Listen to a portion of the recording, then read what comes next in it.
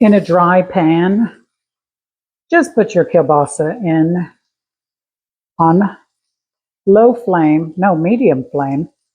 Let it get brown and warm. You do not need to put any, and I mean any, oil. Look, I haven't put a drop of oil in it, and look, it is producing its own grease. Now I've drained off most of the grease from it. This is what they look like. I've got some green onion over here as well. But you know, there's a damn run on black-eyed peas. So it's been a while since I've been able to find any. So because I want to make this dish, I'm going to make them with pinto. But ideally, since this is a peasant dish, or actually a slave dish, that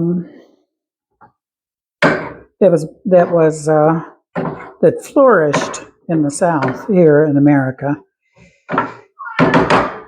from the slaves that had to row those big, terrible ships over here themselves, and then their masters or whatever, those dreadful people were considered, that enslaved them and brought them here, just threw them mixtures of rice and beans, and I guess not pinto beans, but black-eyed peas. Wretched people as they were. Thank you so much. But as resourceful people, the slaves wound up turning it into a southern dish that most of the states enjoy, southern states enjoy. That they've added some other ingredients to it, and they call it Hoppin John. Like I said, black-eyed pea I couldn't find anywhere. Every place was sold out, and traditionally that's what it is. And I love a black-eyed pea, but I also love pinto. So I said, you know what? I'll use pinto since I do love pinto. I've drained off most of the grease out of the pan from the sausage.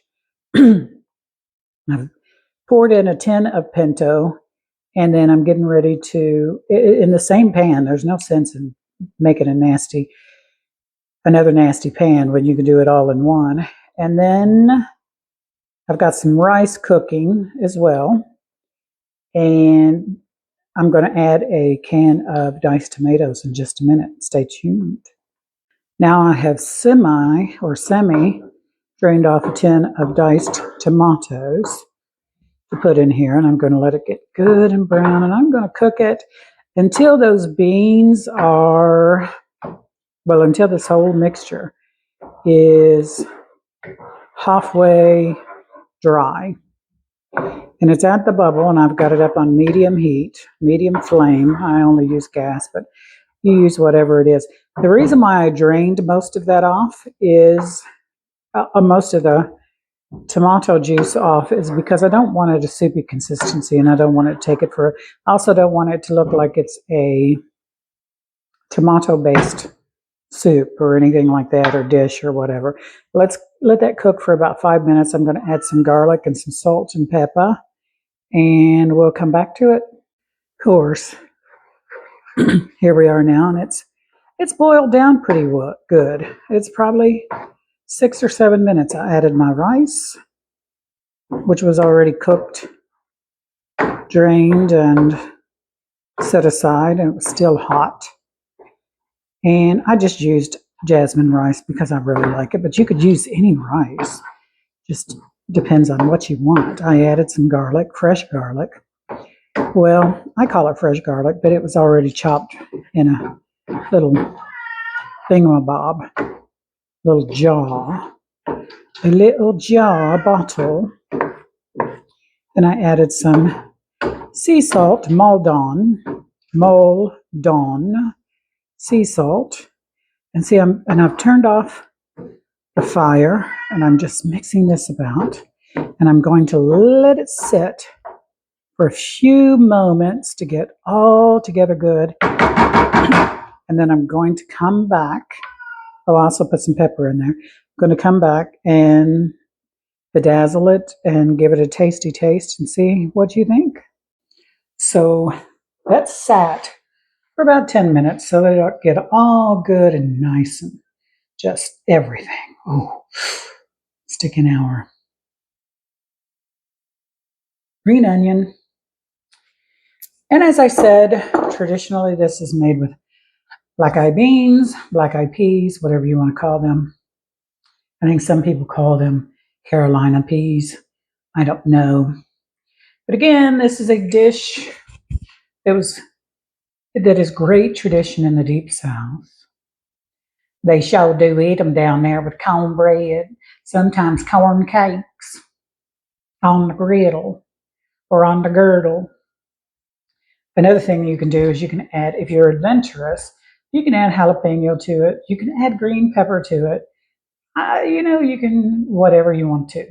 You can also sprinkle in some cayenne pepper. And I've actually known somebody that makes this with a Scots bonnet. And I'm not that adventurous. I'm a wussy when it comes to that. I'm not even going to put hot sauce in this. But since I don't have any cornbread or corn pone or corn cake or fried cornbread, I'm just going to use a good bakery style crust of bread to go along with it. This is a complete meal. And as I said, well, I will say it in case I didn't say it before. It started out as rations given to, or just thrown away scraps given to slaves. This was given to slaves as they had to come across and row the ships, and then they were also carrying rum, and then they got beat and whipped and all that stuff, and we know the history, the real history of it. And the real history is gruesome, and it's a terrible, terrible thing. And they were wretched, wretched people for the way that they did the people from West Africa to take them to the Americas. But being a resilient people, they were able to make a dish. Now there's variations of this, and like I said, it's normally made with black-eyed peas, and normally I can get them, but I waited too long. So I scrambled to get them today, and I'll play hell to get them. It won't happen to me again. I am going to make this because I have a taste for black-eyed peas. I am going to make this again later in the month, and I will have black-eyed peas and proper cornbread, and then I'll create that video for it. And another thing, some people will use, instead of, I just use that, polska kielbasa, because it sounded good. Some people use country sausage. Some people just use fatback or jowl bacon or whatever meat that they really, really want to. If the slaves were given anything, they were probably given a few scraps of pork, and they made it a little bit more palatable for what it was. But like I said,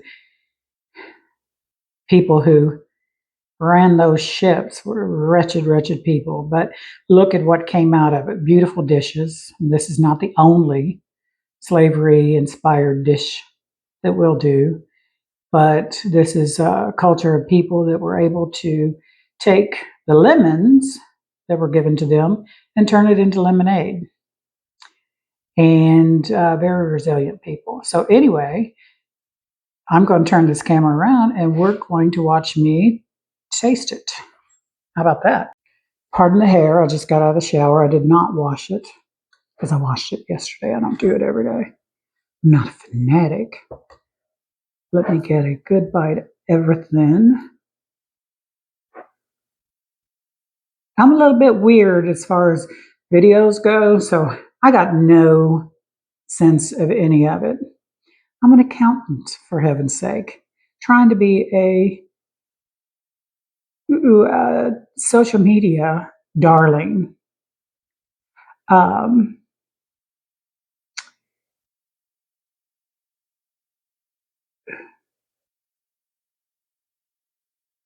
She said a brain burp. I was going to say something else, but I'll keep that until later. Anyway, here goes the first bite. Oh, wow. Mm-hmm.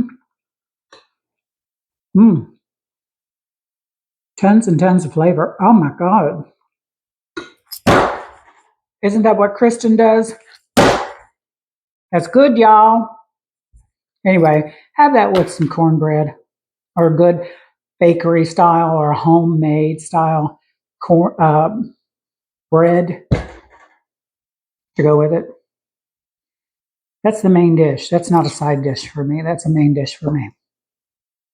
But make it with black-eyed peas. Anyway, it's January 1st of 2024, and I hope myself and everybody out there has the best year ever.